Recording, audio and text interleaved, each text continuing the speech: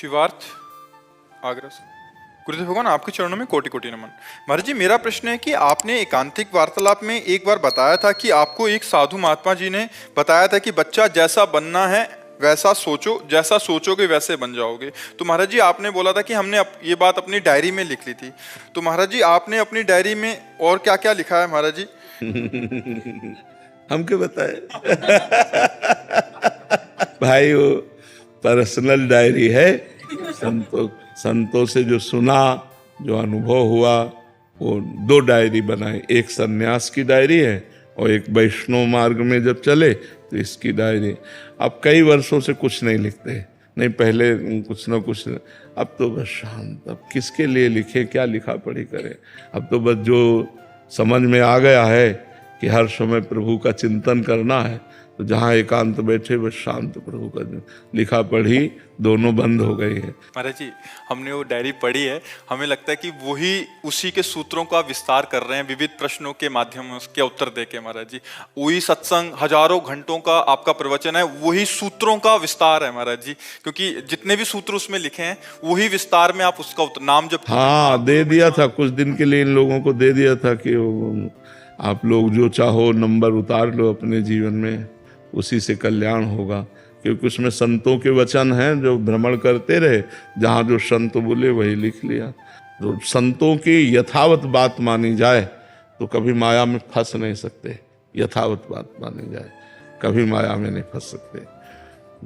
मेरा प्रश्न ये इसमें ये भी था कि जैसे कि हम संसार में रहते हैं, तो हम जितने भी संसार वाले हैं वो भगवान से जुड़ने के लिए ऐसा क्या लिखे दिए जो आपने डायरी में लिखा है, उस तरीके से कुछ आप बता दीजिए हमारे जो आप विचारों को बता दीजिए जिनको। अगर आप एकांतिक को सुनोगे तो ये सही बात कह रहे, सब डायरी के ही है।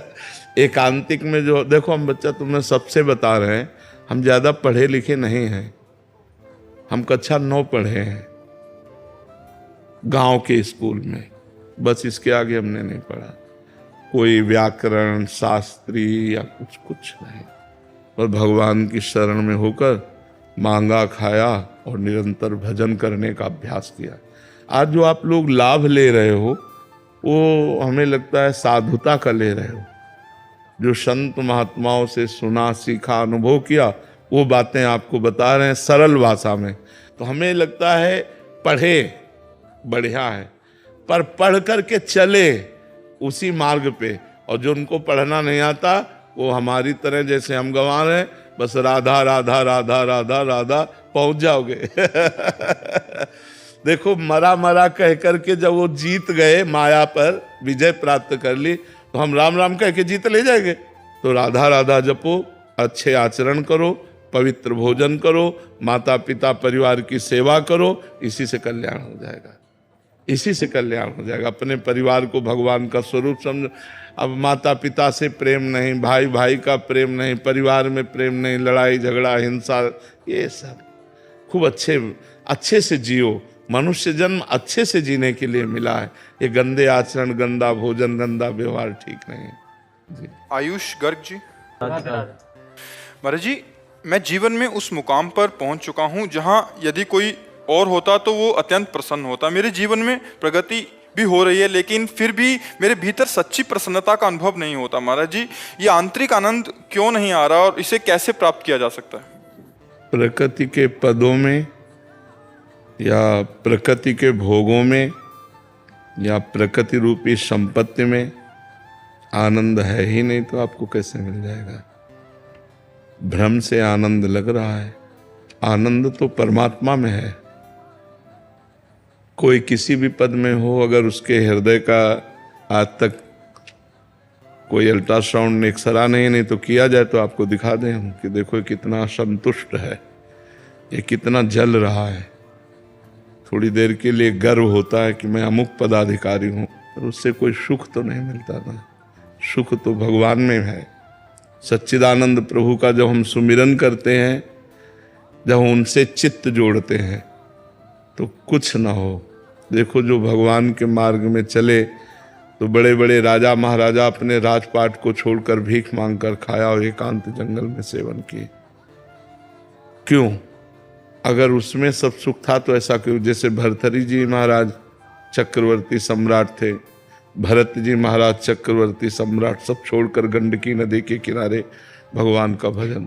तो हम ये नहीं कहते कि सब छोड़ो, लेकिन सब करते हुए राधा राधा तो रट सकते हो ना। मांस मत खाओ, किसी जीव का मांस मत खाओ, मदिरा मत पियो, पराई बहन बेटियों की तरफ गंदी दृष्टि मत करो और नाम जप करो। फिर देखो आपको आनंद मिलता है कि नहीं, कैसा हृदय प्रसन्न होता है।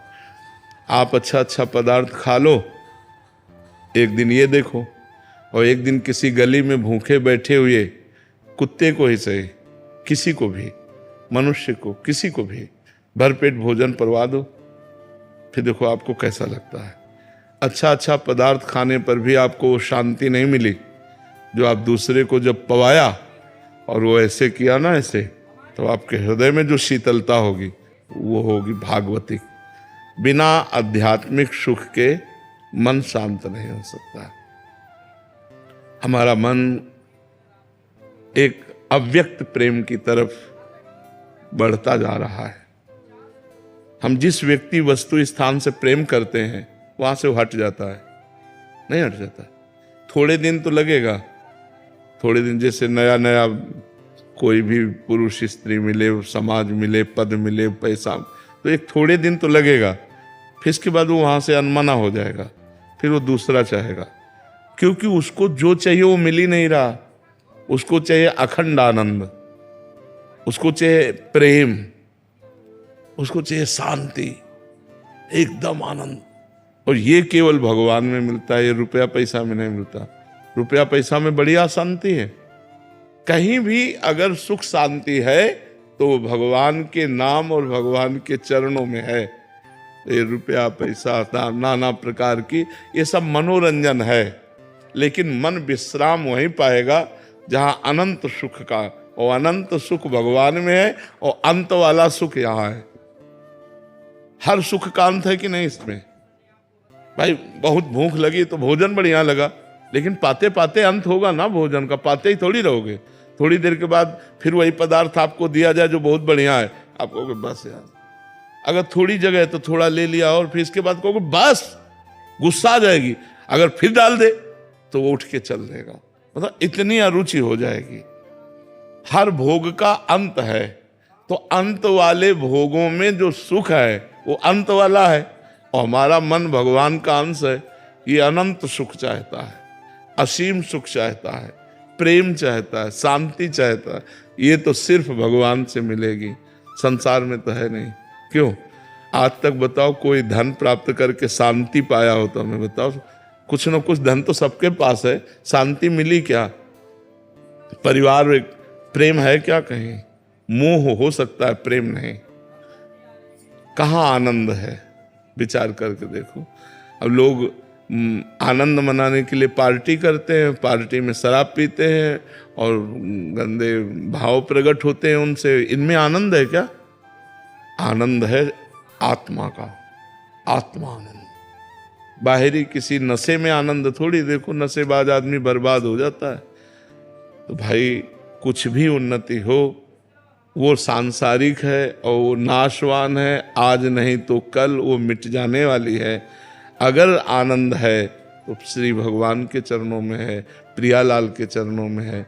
इसलिए श्री जी का नाम जप करो और जितना बन सके परोपकार करो, दूसरों का हित करो, इसी में आनंद की प्राप्ति है। कुमार जी, एक तो प्रारब्धानुसार जैसे आपने बोला कि बहुत धन आ गया और एक मुकाम पे भी पहुंच गए, उसको कैसे भोग करें ताकि अखंड प्रसन्नता बनी रहे। और दूसरा है, एक है प्रारब्धानुसार कुछ नहीं है और व्यवहारिक बुद्धि होने के कारण केवल धन में ही सुख मिल रहा है, तो उसको आनंद में कैसे तब्दील करें? देखो, जिसके पास बहुत धन आ जाए उसको परोपकार करना चाहिए।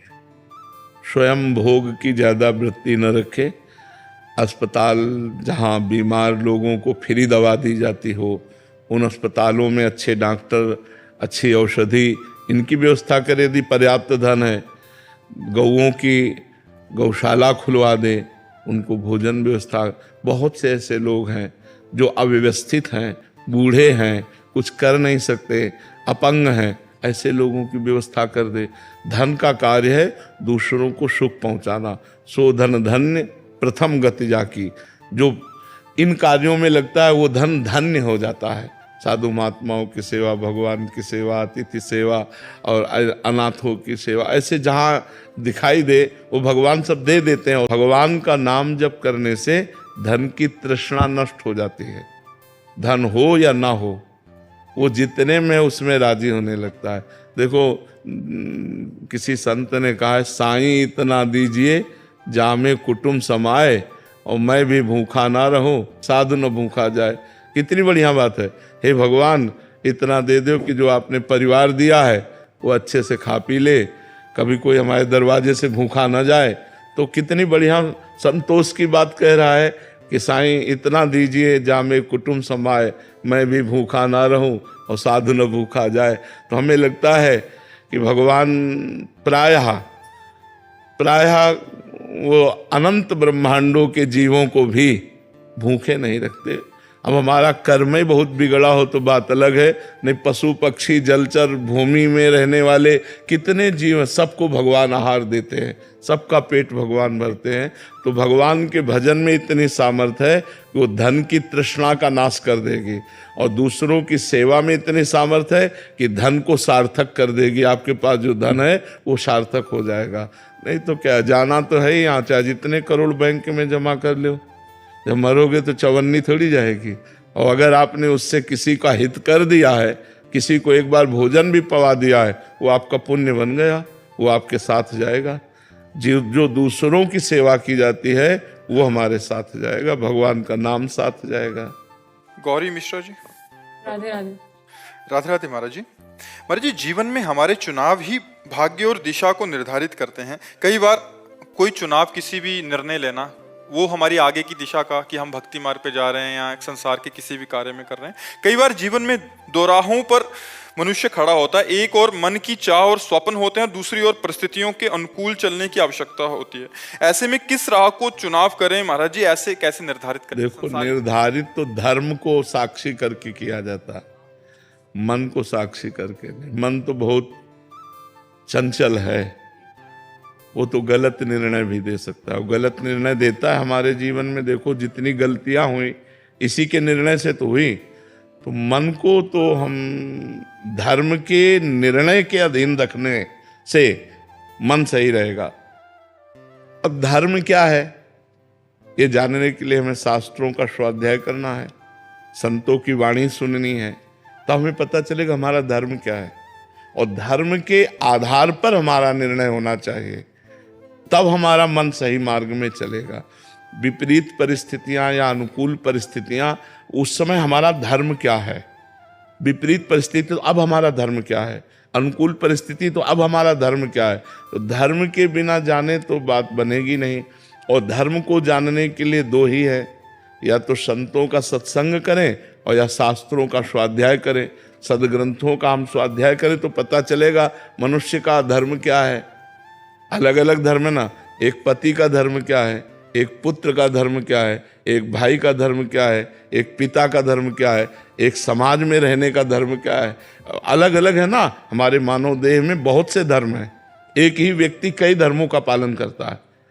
पिता पुत्र परिवार के विविध धर्मों का और समाज का भी पालन करता है।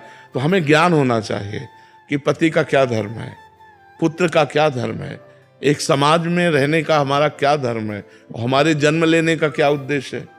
ये सब ज्ञान सत्संग के द्वारा और शास्त्र स्वाध्याय के द्वारा होगा। यदि हम शास्त्र स्वाध्याय करें, सत्संग करें, तो हमारी बुद्धि प्रवीण हो जाएगी, उसमें विवेक आ जाएगा, और विवेक से हम मन को संयम में लेकर धर्म पूर्वक अपने जीवन की यात्रा चलाएं। और देखो, जीवन की यात्रा में दो बातें सबके जीवन में आती हैं, विपत्ति और संपत्ति, सुख और दुख, लाभ और हानि। ये सबके जीवन में, कोई ऐसा नहीं कह सकता कि मेरे जीवन में नहीं, चाहे साधु महात्मा ही क्यों ना हो। कभी मान आता है, कभी अपमान आता है, कभी निंदा होती, कभी प्रशंसा होती। तो हमको बहुत संभल के चलना है, अपनी बुद्धि में विवेक जागृत करके। जैसे हमें सुख बढ़ा तो हमें कंट्रोल करना है मन को, सुख में कहीं गलत बहक न जाए। दुख बढ़ा तो हमें उसको बहुत संभालना है, कहीं दुख में डूबकर निराश ना हो जाए। विवेक के द्वारा संभाल करके हमें यात्रा चलानी। बड़ा संघर्षमय मनुष्य जीवन है, सुख दुख के थपेड़े आते रहते हैं, और इसमें भगवान का यदि आश्रय है तो हम बच जाएंगे, नहीं ये भवसागर हमें डुबो देगा। ये भव समुद्र संसार है, तो हम धर्म को सामने रखकर चलें तो सुख दुख विपत्ति संपत्ति में सही निर्णय हम कर पाएंगे। और जब धर्म ही नहीं जानते तो मन के अनुसार चलने पर तो गलत हो सकता है, क्योंकि मन गलत सलाह दे देता है। ये बहुत चंचल है, ये कभी कुछ भी सलाह दे सकता है। शोभित अग्रवाल जी, गुरुग्राम से। राधे राधे महाराज जी। महाराज जी, गीता जी के 18वें अध्याय के 5वें श्लोक में श्री कृष्ण भगवान अर्जुन जी से कहते हैं कि यज्ञ, दान और तप रूपी कर्मों का त्याग नहीं करना चाहिए। तीनों ही कर्म मनुष्यों को पावन करने वाले हैं। मेरा संशय यह है कि यहाँ पर भगवान किस प्रकार के यज्ञ, दान और तप का वर्णन कर रहे हैं, और इस कलिकाल में एक सामान्य व्यक्ति जो ग्रस्त जीवन में रहता हो वो इन शिक्षाओं को किस प्रकार समझे और अपने नित्य जीवन में उतारे। देखो किसका प्रश्न है? यज्ञानाम जप यज्ञोष्मी। यज्ञों में सबसे बड़ी यज्ञ कौन है? जप यज्ञ है। भगवान ने स्वयं कहा है यज्ञानाम जप यज्ञ। शास्त्रों में पढ़ा है अभय दान से बढ़कर कोई दान नहीं है। और इंद्रियों का विकारग्रस्त होकर अधर्म पूर्वक भोगों में जाना, उनको रोक लेना जाने से, तो जो जलन होती है उसको सह लेना, इससे बड़ा कोई तप नहीं है। अब गृहस्थ धर्म में पंचयज्ञ आदि का शास्त्र आदेश करते हैं। जैसे भोजन बना तो अग्नि में आहुति देना एक यज्ञ है। किसी के मुख में भोजन पवा देना, अतिथि साधु महात्मा भिक्षुक कोई मिले, कुछ एक दो रोटी लेकर के चिड़िया आदि को डाल देना छत में, गौ को ग्रास निकाल देना, अतिथि सेवन, साधु सेवन, गौ सेवन, पशु पक्षियों आदि को भोजन, ये सब यज्ञ के अंतर्गत ही आता है। और सबसे बड़ी यज्ञ जप यज्ञ। नाम जप करते हुए गृहस्थी में ऐसा करे, पहली रोटी गौ के लिए निकाल दे, दूसरी में जो है पक्षियों के लिए, फिर जब भोजन बन जाए तो भगवान को अर्पित करके एक बार दरवाजे के बाहर निकलना चाहिए। कोई पशु पक्षी कोई भूखा तो नहीं बैठा हुआ है। अगर कुत्ता भी बैठा तो एक रोटी डाल दिया के, अगर कोई ऐसा है तो उसको भोजन दे। ये यज्ञ है, क्योंकि हम वैश्वानरो भूत्वा प्राणी नाम देह माश्रिता, भगवान कहते हैं मैं वैश्वानर अग्नि के रूप में समस्त प्राणियों के उदर में विराजमान हूं, वही तो पचाते हैं। जो दान है, जैसे हम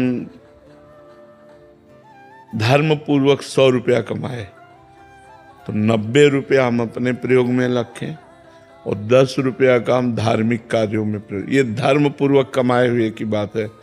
अधर्म पूर्वक कमाए हुए रुपए का दान सही नहीं रहता। जैसे आपने पाप करके कमाए और आपने रुपए किसी संत को दिए, अब वो पैसा जाकर उनकी बुद्धि को भ्रष्ट करेगा, क्योंकि पाप का पैसा है ना, उनकी बुद्धि को गलत चिंतन करवाएगा। तो जहाँ वो भजन कर रहे थे वहाँ आपका पैसा गलत चिंतन कराया, तो पहले पैसा पाप से कमाया और दूसरा संत की बुद्धि का परिवर्तन करने का पाप मिला, उनके भजन में विघ्न पड़ा। इसलिए दान शब्द जो है वो सही ये है कि हम मेहनत से 100 रुपया कमाए, धर्म पूर्वक हम 100 रुपया कमाए, उसमें हम 10 रुपया कोई अतिथि है, बीमार है, संत महात्मा है, किसी की सेवा में लगा सकते हैं और लगाना चाहिए। अपने धन का दशांश धर्म में लगाने का शास्त्र आदेश करता है। संतों ने कहा है कि ऐसा करना चाहिए कि अगर हमारे पास लाखों रुपया है तो उससे कुछ रुपया देवालय देव मंदिर बनवा दें, संत सेवा कर दें, औषधालय बनवा दें, किसी बीमार को फ्री सेवा कर दें, कोई भूखे को भोजन दे दें, किसी को कपड़े नहीं कपड़े दे दें। पर धन देने में थोड़ा विचार करें। अगर वो धन दिया, उसने शराब पिया, गंदा काम किया, तो उसके भागीदार आप बनेंगे। धन वहीं दे जहां हमारा परिचय है कि ये हमारे धन का दुरुपयोग नहीं करेंगे। भोजन सबको दे दे, वस्त्र भी, औषधि भी, लेकिन धन उसी को दे जहां परिचय है पक्का कि हमारे धन का दुरुपयोग नहीं करेगा। तो गृहस्थी में दान करना, ये दान दूसरी, पहला दान अभय दान, किसी को भी हम दंड नहीं देंगे। अभयदान। कोई कितना भी अपराध करे, अभयदान से बढ़कर कोई दान नहीं। जैसे जप से बढ़कर कोई यज्ञ नहीं, ऐसे अभयदान से बढ़कर कोई दान नहीं।